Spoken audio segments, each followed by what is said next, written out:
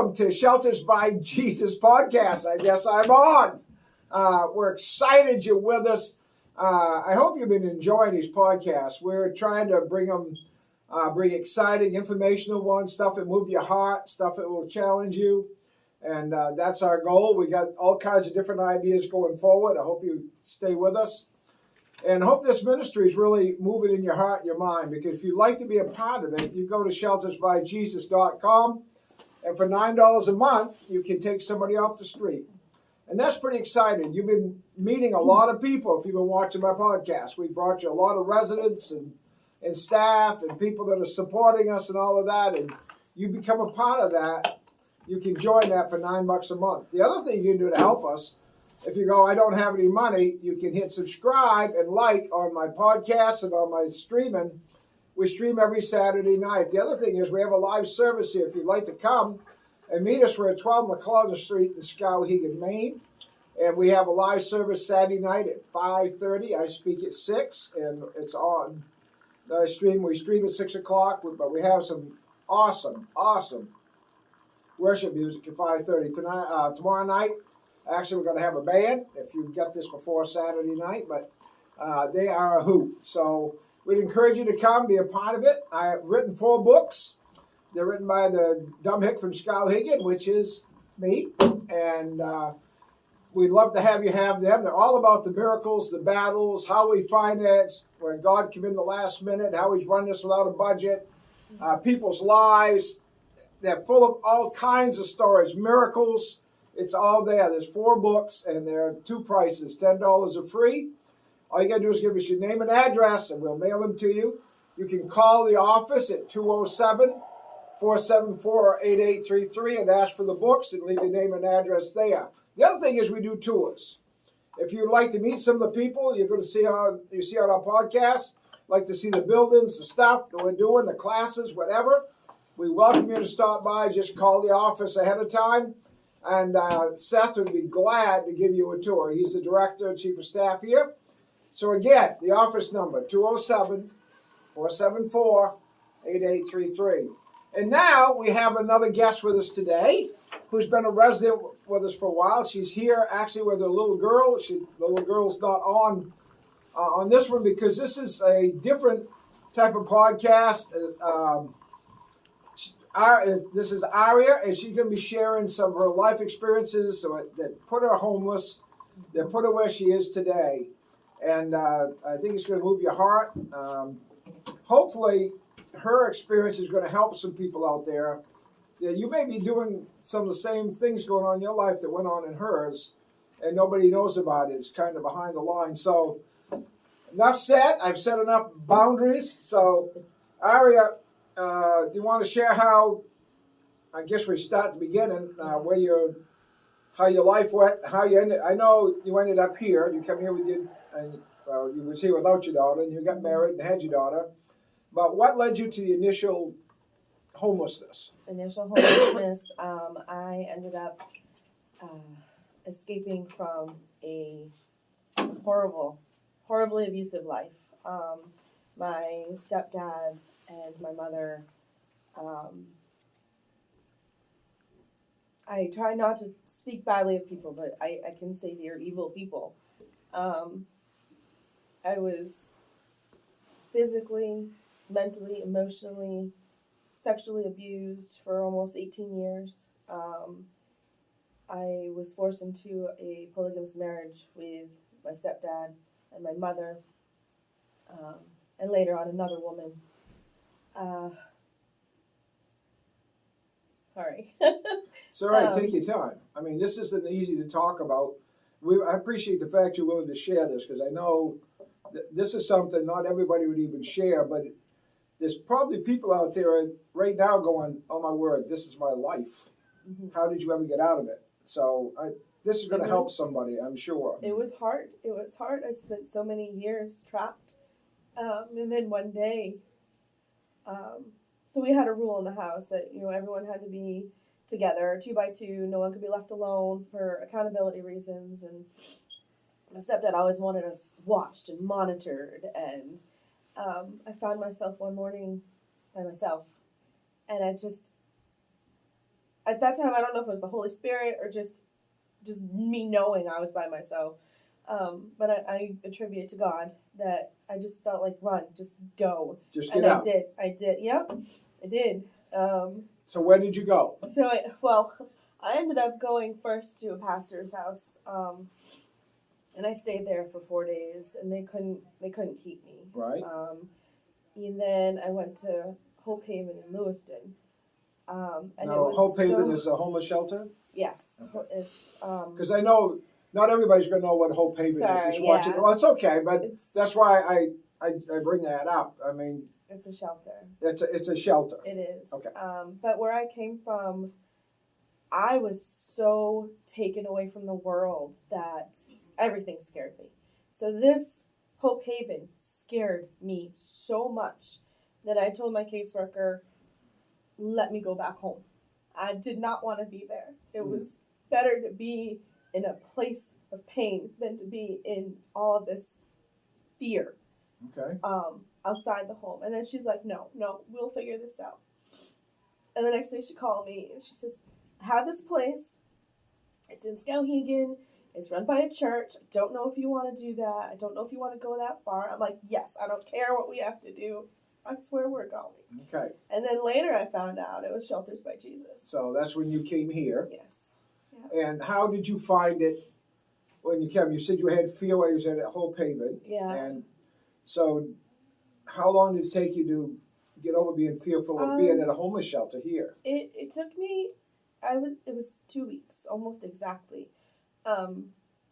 Because I had all that previous fear and Well, yeah, I mean, almost, that'd be natural. Yeah, so it took me 2 weeks. We have a lot of people here that allow you to just be, just exist in the moment that you're in and not make you think about where you have to go and allow you to heal. And so it took me 2 weeks of being closed up and not wanting to talk to people and not wanting to share.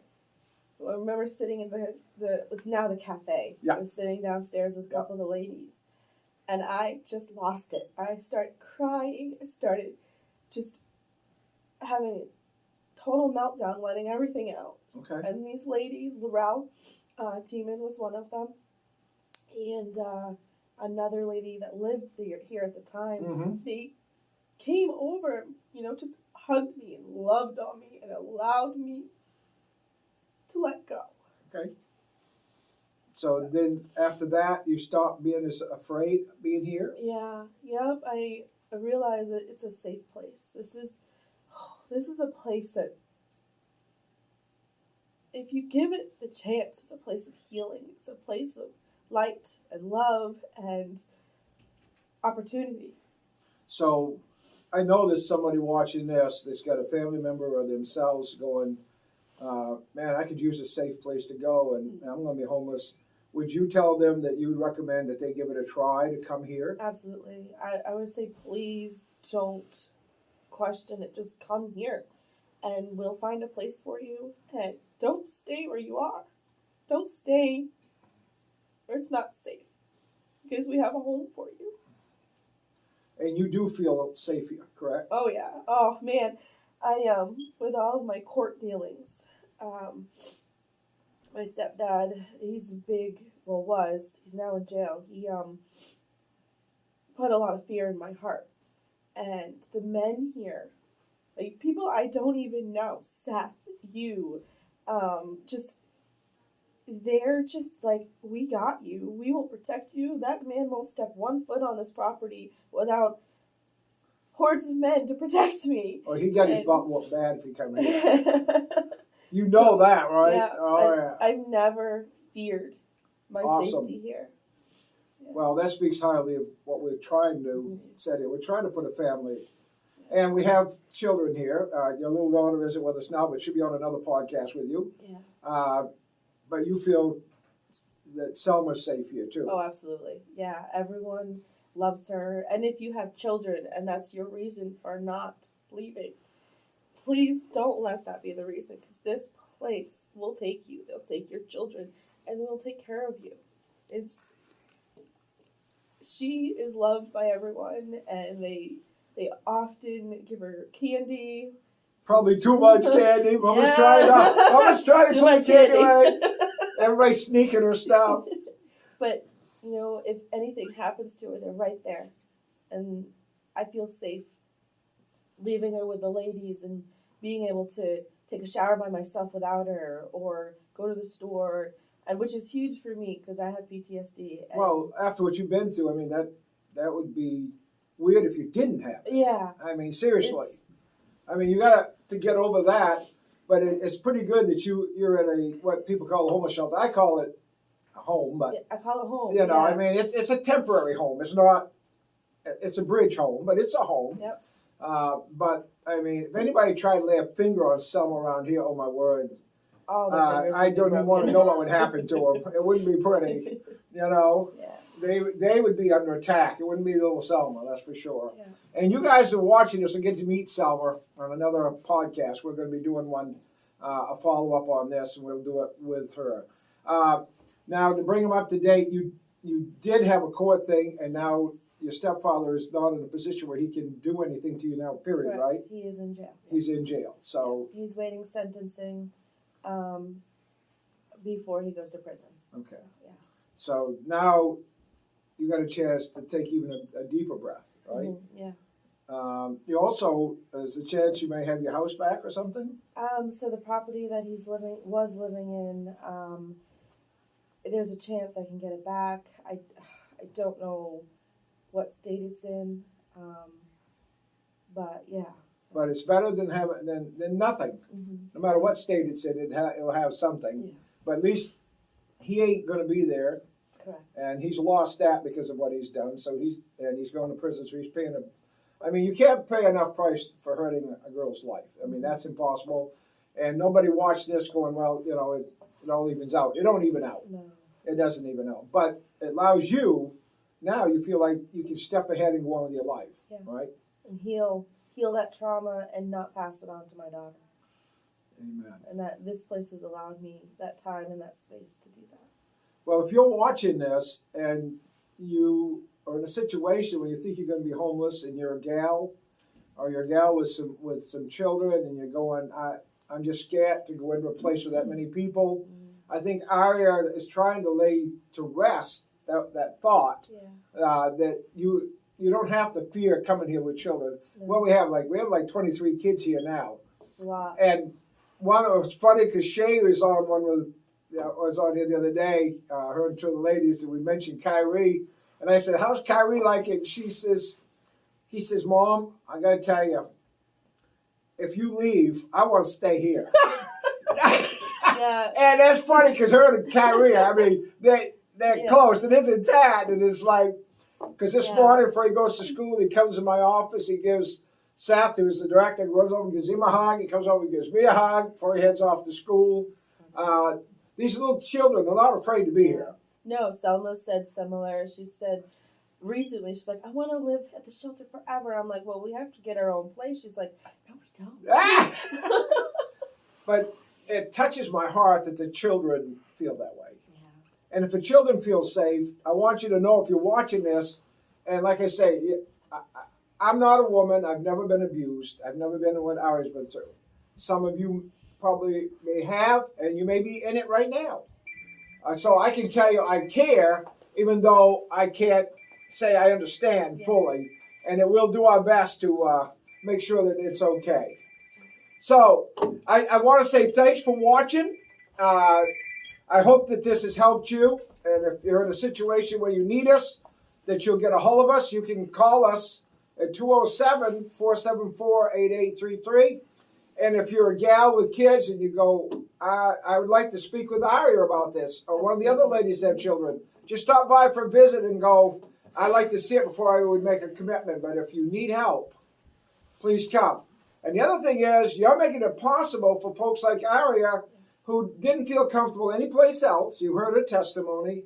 She was afraid for right reasons. But she come here, later on she has a child, and her and the child feel comfortable. You know why? Because you made a place for them. Because this is 100% faith-based. We don't get money from anywhere else but you guys. The government don't pay us. The town don't pay us. We don't get any of that. It's 100% faith-based. Now, if you buy my books and if you send some money from that, that goes in, but that's the only other income. So jump on board, subscribe, hit like, follow us on our streaming YouTube, follow us on our podcast YouTube, and we love it. And if you ever get a chance to come to a service, please come at 12 McClellan Street in Skowhegan, Maine at 5:30 on Saturday night. Now, you all come back now here.